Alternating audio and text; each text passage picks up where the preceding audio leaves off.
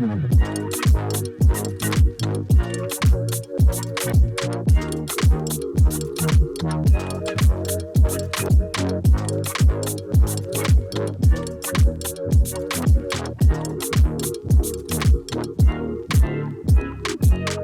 hello, hello. I am Nikole and welcome back to the channel.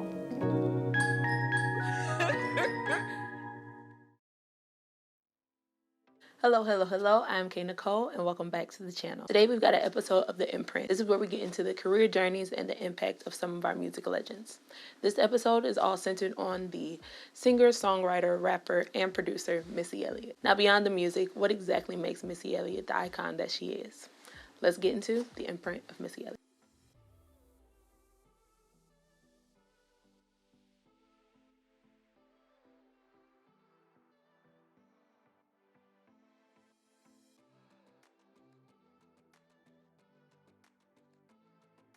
Missy Elliott has been contributing to the soundtrack of our lives for over 30 years. She is a 4-time Grammy winner, Billboard Women in Music's Innovator, and a New Songwriter Hall of Fame inductee. Coming from a young girl who used music as a way to escape to helping others create their own, Missy has definitely made an imprint and an impact on us all. In order to understand how she's left such a mark, let's get into every era of her journey. Missy Elliott was born in Portsmouth, Virginia. Her parents, Patricia and Ronnie, ran a very religious and military household. She spent a lot of her time singing in the church choir and singing every day for her neighbors as a child. Missy remembers writing her first song at the age of 4, and her family always talks about how intelligent she was as a child. Even though she didn't like school, she was double promoted in her early education, which led to her feeling very isolated in school. In addition to the isolation at school, her home life was filled with turmoil due to her mom being subject to domestic abuse, Missy also facing some emotional and sexual abuse. Through it all, she held on to her love of music, specifically gospel music, listening to the Clark sisters as a way of escape from her day-to-day life. Fearing for their lives, Missy's mom removed them from the home when she was 14, and they moved in with family members a few towns over. As she got older, Missy fell in love with more genres of music. In school, she became known as the class clown, so she didn't think that people would actually take her serious as a performer. In order to test it out, she began to perform at all the local talent shows without her mom's permission. As her popularity grew, her mom found out about her performing secular music and actually forbid her from pursuing it as a professional career. The following year, she formed a 4-member girl group called Bays, which was later known as Sister. Continuing to perform at talent shows and even creating their own music, they eventually caught the attention of Devante, a music producer and member of Jodeci. He took the girls under his wing over at Swing Mob and even got them signed to Elektra Records. During the time of working on their album, Missy met a young Mary J. Blige, who sort of gave her a boost of confidence, telling Missy that she really didn't need to hide herself within the group and that she was a star already. Sister did release one single, and unfortunately their album never received a major release. Needless to say, the group eventually disbanded, but Missy wasn't giving up hope. She was the writer and producer for the group, so she decided that she would just go ahead and do that for other artists. Some artists that she worked with early on were Raven-Symoné, Jodeci, and Jason Weaver. Just as Missy was starting to build herself up as a writer, Devante's Swing Mob imprint also dissolved. Even though the label wasn't still together, it left Missy with some valuable relationships and talents like Genuine and her longtime friend Timbaland. He and Missy decided to form a writing and production duo, working with various artists, but most notably Aaliyah. They were responsible for 9 tracks on Aaliyah's second studio album, 1 in a Million. 4 of their songs became singles, including If Your Girl Only Knew, Hot Like Fire, 4-Page Letter, and 1 in a Million. At the time, it was unheard of for a new production duo to have such success. Their work with Aaliyah proved them to have a secret formula and introduced a new sound for R&B music. After 1 in a Million went double platinum, Timbaland and Missy were the most sought-after production duo in the industry.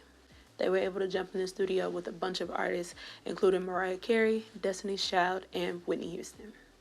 With Missy being a large contributor to the songwriting and the backing vocals, it had the industry wondering what she would do for herself as an artist. After a lot of back and forth communication with record labels, Missy decided to create her own label, Goldmine, which became part of Elektra Records. She came out the gate swinging with her debut single, The Rain, in 1997. This song had all the makings of what we all love from a Missy and Timbaland collaboration and presented a fresh combination of R&B and hip-hop. And when it came to the visual, she collaborated with Hype Williams, who was a trailblazer in the music industry, creating music videos with an Afrofuturism aesthetic, and gave us a lot of iconic imagery that's still used today. Supa Dupa Fly, the album, was released later on that year and was quickly certified platinum due to the success of the singles. She debuted at number 3 on Billboard and earned her first Grammy nomination. I have no idea how she juggled it all, because between touring and promoting a successful album and keeping up with her production career, Missy jumped right back in the studio to prepare her sophomore album. Feeling the pressure to live up to Supa Dupa Fly, her sophomore album, The Real World, came out in 1999, featuring singles like Hot Boys and She's a Bit. This album proved that Missy was here to stay and that she was a front runner for hip-hop despite what the industry thought a woman should both sound and look like.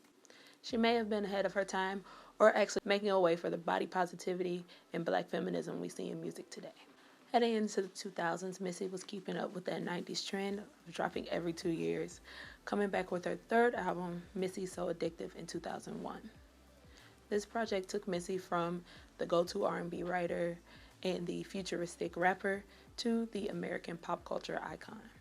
Her lyrics, skill, and delivery challenged all of the male rappers and flipped the narrative of sexual exploration on its head.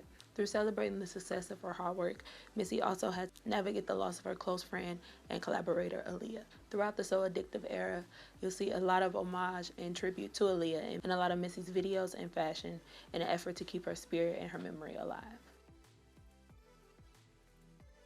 While on the Misdemeanor tour, Missy was once again gearing up to release her 4th studio album, Under Construction, in 2002. This album brought us singles like Work It and Gossip Folks. While Missy's visuals always featured dancing, the Under Construction era took it to a whole nother level. The dance community fully embraced Missy and led to a large increase in her international appeal. This was the best-selling female rap album at the time, landing her 3 Grammy nominations and 1 Grammy win for Best Rap Performance on Get Your Freak. In true Missy fashion, she never stopped working between albums, producing for other artists and movies like The Fighting Temptations. She also picked up an acting role in the movie Honey and opened for Janet Jackson on the All For You tour. Soon after, we received her 5th studio album, This Is Not a Test, in 2003. This Is Not a Test was rushed out due to record label pressure, wanting to continue to eat off the success of the last project. Even though this album dominated the urban charts and was still certified platinum, it did not do as well as the previous records on the pop charts. Missy definitely wanted to take more time to sit with the album. If she would have had time to rework the album, she felt like it could have surpassed Under Construction. At this time, she was labeled the best-selling female rapper, selling 7.6 copies in the U.S., surpassing Lauryn Hill, Lil' Kim, and Eve. On the production side of things, during this time, Missy was in the studio with a newly solo Beyonce, American Idol winner Fantasia, gospel singer Karen Clark Sheard, the queen of hip-hop soul Mary J. Blige, and a new R&B princess, Sierra. For the next project, Missy decided she wanted to do something unexpected for her. Instead of leaning into the far-left sounds and production, she wanted to take on some hip-hop trends from the past and present day. In 2005, hip-hop had kind of become pop music. The sounds were bouncier, bassier, and every region definitely had their own vibe. Her album, The Cookbook, was a mix of different versions of hip-hop and different styles of black music. She also used this project as a landscape to be a little more personal in her song. The big singles from The Cookbook were Lose Control and We Run This. She earned 5 Grammy nominations during this era and took home 2, one for short form music video and Best Rap Song, Lose Control. In 2007, Missy was highlighted at the VH1 Hip Hop Honors for her work as both an artist and producer. With it being 2 years since her last project, fans are getting used to expecting a new album and were anticipating her 7th studio project. She had been dropping a few singles here and there. She noted that she just wasn't inspired enough to present a full body of work. It took a step back over the next few years and stepped into what I like to call her new era. From 2007 to 2009, you could not turn on the radio without hearing Missy's voice yelling, "New Jasmine, new Keisha," or "new whoever." Even without creating her own music, Missy found a lot of success behind the scenes, writing for artists like Keisha Cole, Fantasia, Monica, Jasmine Sullivan, and Jennifer Hudson. She also made a few guest appearances on tracks like Nobody's Perfect by J. Cole, Last Friday Night by Katy Perry, and Why Stop Now with Busta Rhymes. In 2011, she was diagnosed with Graves' disease, and her health took a turn for the worse. Graves' disease is an autoimmune disease that can be brought on through high-stress situations, PTSD, even your genetic makeup. She was forced to step back even further from her work due to a car accident that was caused by a muscle spasm, her symptoms worsening to the point of her not even being able to pick up a pen. After a year in treatment, her symptoms began to stabilize, and she gradually worked her way back to writing and producing for artists. By 2013, Missy Elliott was ready to step back in the studio, collaborating with some of her favorites like Eve, Tweet, Monica, Fantasia. Jumping in 2015, Missy started it off with a bang by joining Katy Perry at the Super Bowl. Katy was the selected headliner for the show that year and called on Missy to be her surprise guest. But in true Missy fashion, she stepped on the stage and took over, performing some of her biggest hits like Lose Control, Work It, and Get Your Freak On. A few days later, Missy announced that she was getting started on her 7th studio album, Black Party, which is yet to be released. But while we wait, Missy did release her single, Where They From, with an eye-popping, colorful, creative music video. Missy was then called on by Michelle Obama to produce an all-female track called This Is For My Girls. The song was used to promote and garner funds for the Let Girls Learn initiative. And this time, she also began to work with some of our newer faves like Ariana Grande and Lizzo. Over the last few years, the world has seemed a little more intentional about giving Missy Elliott her flowers and recognizing her as the icon that she is. In 2019, she was inducted into the Songwriters Hall of Fame, being the first female rapper to be recognized. She also received an honorary doctorate from the Berklee College of Music and was asked to deliver their commencement speech. The one award many of us were waiting for her to receive was the Michael Jackson Vanguard Award from the MTV VMAs. Missy Elliott continues to be one of the most creative and boundary-pushing artists when it comes to the art of music video. A lot of her imagery from music videos like The Rain, Lose Control, 1 Minute Man, and many others are used as reference in content that is seen today. From the elements of Black futurism to her influence in dance culture and the over-the-top color pop styling of Missy Elliott, her imprint is everywhere. 2019 also brought us what may have been Block Party, which is now known as the Iconology EP. It's a 5-track project featuring various genres, showing that Missy can hold her own, from the dance track like Cool Off, to the hip-hop MC presence on Drip Demeanor, and of course the gospel influence on the single Why I Still Love You. Missy personified well that she is not only an icon visually, but also sonically. The beautiful thing about the now for Missy Elliott is that she is still here to create, and she also gets to collaborate, co-sign, and support many artists that she's inspired. In 2021, she was featured on the remix for Dua Lipa's Levitating, appeared on Bree Runway's single ATM, and even directed the Twerkulator music video for the City Girls. Earlier this year, she dropped 2 new features, one being Fly Girl with British girl group Flo, and Told Ya with Chloe Bailey. Missy Elliott is absolutely keeping her ear to the streets and connecting to music like all of us via Twitter. She recently gave Flyana Boss the biggest cosign by complimenting their marketing and their visuals. So we know that feature is probably around the corner as well.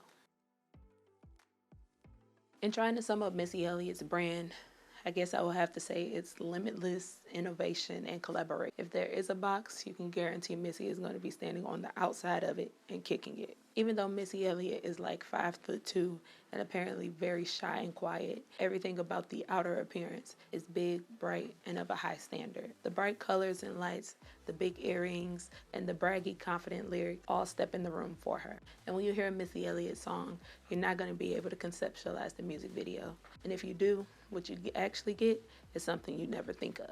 I personally think that Missy Elliott is one of the most masterful songwriters and producers when it comes to collaboration. Missy's melodies definitely have a certain bounce and style to them, and she obviously has one of the best drops in the industry, but that's the only reason you'll know she's on the track.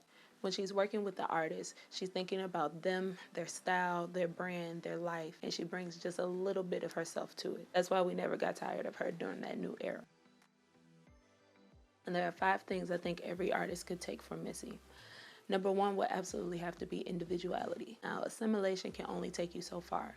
Missy Elliott knew that she was different from the start. It was even told to her face that she was not what the industry was looking for. But instead of conforming and reducing herself to the standard, she stood fully in everything that made her different, from her sound to her look, her voice, and even the way that she put together lyrics. Missy Elliott was going to do her own thing, no matter what. The next thing will have to be to trust your gut. From the time Missy was a kid, she knew that she had something, and she knew that she loved music. She developed a relationship with herself and her skills early, building the ability to trust herself. Notably, she didn't consume a lot of music by others during the height of her time as an artist. She specifically did not want to be influenced by everything that was going on, simply trusting the music that she knew was going to work for her. Number 3 will have to be a strong network. As I mentioned earlier, Missy was almost just a songwriter and producer. She stayed connected to the creatives and the artists from her original label Swing Mob and was able to create chart-topping hits for them. After a couple of years of producing for others, the music industry had trust in her as an artist. Securing her network and continuing to develop her craft landed her right where she was supposed to be. And when it comes to networking, don't be afraid to share the light. I'm pretty sure we all know the James Keller quote, "A candle lighting another candle loses nothing." Now, if you've ever used a candle to light another candle, the flame actually gets bigger. And when the candles separate, each of them still have a flame standing on their own. Missy Elliott laid the foundation for a lot of other artists such as Aaliyah, Tweet, Sierra, and many others to have their own sustainable career. And at the time when she couldn't be the artist at center stage, she was able to sustain herself and her career by supporting them. And lastly, own your era.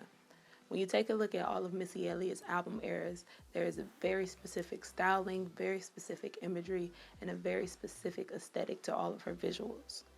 And all of those performance elements were consistent for the 2-year run. When she was focused on an album, she was focused and locked in on that album. Even when she hopped into her producer bag, she did everything with a certain standard, certain quality of excellence, executing a clear vision, and never left her fans disappointed. Over the last 30 years, Missy Elliott has dedicated herself to being an innovator in music production, songwriting, and visual arts. Her imprint crosses all race, genre, and industry lines. Missy is one of the few artists that has not only pushed boundaries for herself creatively, but also helped other artists make a name for themselves. There's only one Missy Misdemeanor Elliott. I feel lucky to have been able to witness her greatness throughout my lifetime. I'm glad that she's here and in a space to receive her flowers. I truly hope that we do get an official documentary from her and her team, or even a docu-series where she can get into her own journey and iconology. I'm Nikole. This has been the imprint of Missy Elliott. Drop down in the comments below and let me know what you think some artists could learn from Missy Elliott. And let me know what some of your favorite artists are that she's collaborated with. Already know what to do on this platform. Be sure to comment, like, and subscribe. Also hit that notification bell so you never miss a drop. And of course, you guys can slide over to my Patreon and subscribe for only $3. That is where you guys get the extended version of all of my videos and some bonus content here and there. And I'll catch y'all in the next show.